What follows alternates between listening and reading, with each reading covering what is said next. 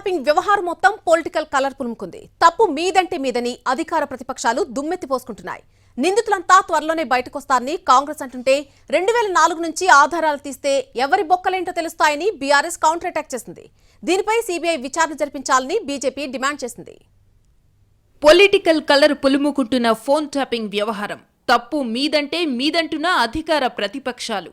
నిందితులంతా త్వరలోనే బయటకొస్తారంటున్న కాంగ్రెస్. 2004 నుంచి ఆధారాలు తీస్తే ఎవరేంటో తేల్తుందన్న బీఆర్ఎస్. సీబీఐ విచారణ జరిపించాలని బీజేపీ డిమాండ్. ఫోన్ ట్యాపింగ్ వ్యవహారం రాజకీయ ప్రకంపనలు సృష్టిస్తోంది. కేటీఆర్ ఫోన్ ట్యాపింగ్ చేసి హీరోయిన్లను బ్లాక్మెయిల్ చేశారని మంత్రి కొండా సురేఖ ఆరోపించగా తనని అప్రదిష్ట పాలు చేసే కుట్ర చేస్తున్నారని, తప్పుడు ఆరోపణలు చేస్తే లీగల్ గా ఎదుర్కొంటానన్నారు BRS MLA KTR. Phone tapping తో తనకు ఎలాంటి సంబంధమూ లేదన్నారు. హీరోయిన్ ను బెదిరించానన్న దాంట్లో నిజం లేదన్నారాయన. తన క్యారెక్టర్ ను తప్పుగా చిత్రీకరించేందుకు ప్రయత్నిస్తున్నారని, దీన్ని న్యాయపరంగానే ఎదుర్కొంటానన్నారు కేటీఆర్. ఎవరో హీరోయిన్లను నేను బెదిరించిన అంటది ఆ మంత్రి. ఆమెకు నెత్తుందా లేదా నాకు తెలియదు. నాకు అంత కర్మ ఏంది, నాకు ఈ దిక్కుమాలిన పనులు చేయాల్సిన పరిస్థితి ఏంది, నాకు ఎలాంటి ఫోన్ ట్యాపింగ్ వ్యవహారంతో నాకు ఎలాంటి సంబంధము లేదు. ఈ అడ్డమైన మాటలు ఎవరైనా మాట్లాడితే, చెత్త మాటలు ఎవరైనా మాట్లాడితే వారు మంత్రి అయినా ముఖ్యమంత్రి అయినా తాట తీస్తాము, లీగల్గానే చూసుకుంటాం.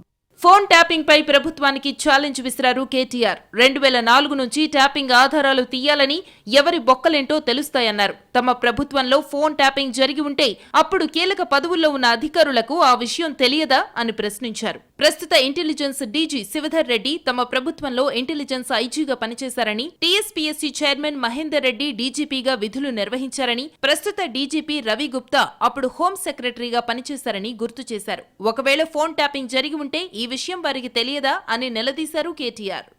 తెలంగాణ కాంగ్రెస్ ఎంపీల ఫోన్లను ట్యాపింగ్ చేస్తున్నాడు కిరణ్ కుమార్ రెడ్డి అని చెప్పి కాంగ్రెస్ ఎంపీలు ఆనాడు ఈరోజు కాంగ్రెస్ ప్రభుత్వంలో మంత్రులుగా ఉన్నవాళ్ళు, ఎమ్మెల్యేలుగా ఉన్నవాళ్ళు కోమటిరెడ్డి రాజగోపాల్ రెడ్డి, డాక్టర్ వివేక్, గడ్డం వివేక్, అదేవిధంగా పొన్నం ప్రభాకర్ గారు ఈరోజు మంత్రి. వీళ్ళు ముగ్గురు ఆనాడు ఆరోపణ చేసినారు.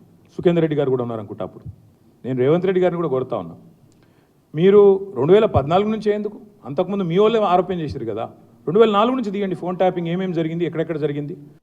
ఫోన్ ట్యాపింగ్ కేసులో నిందితులందరూ బయటకొస్తారన్నారు మంత్రి శ్రీధర్ బాబు. 10 ఏళ్ల పాటు అందరి ఫోన్లను ట్యాప్ చేశారని ఆరోపించారాయన. ట్యాపింగ్ చేశామని వాళ్లే ఒప్పుకుంటున్నారని తెలిపారు శ్రీధర్ బాబు. మా పాత్రికేయ మిత్రులు అందరూ ఈ విషయంలో ఆర్ది కూడా ట్యాప్ అయి ఉంటది. 10 సంవత్సరాల కాలం పాటు అందరిది ట్యాప్ చేసిరని ప్రత్యేకంగా వాళ్ళే ఒప్పుకుంటున్నారు. నీది నాది అని కదా, అందరిది ట్యాప్ చేసిరని. అసలు ఎవరు దాంట్లో ఉన్నారో ఎవరు లేరో నిజాలు తప్పకుండా బయటకు వస్తాయి. ఫోన్ ట్యాపింగ్ వ్యవహారంలో తెరపైకొస్తున్న అంశాలు దిగ్భ్రాంతిని కలిగిస్తున్నాయని బీజేపీ అంటోంది. కేసీఆర్ హయాంలో దాదాపు 10 ఏళ్ల పాటు ట్యాపింగ్ జరిగిందని ఆరోపించారు BJP MP Lakshman. Real estate, నగల వ్యాపారులను బెదిరించారని ఆరోపించారాయన.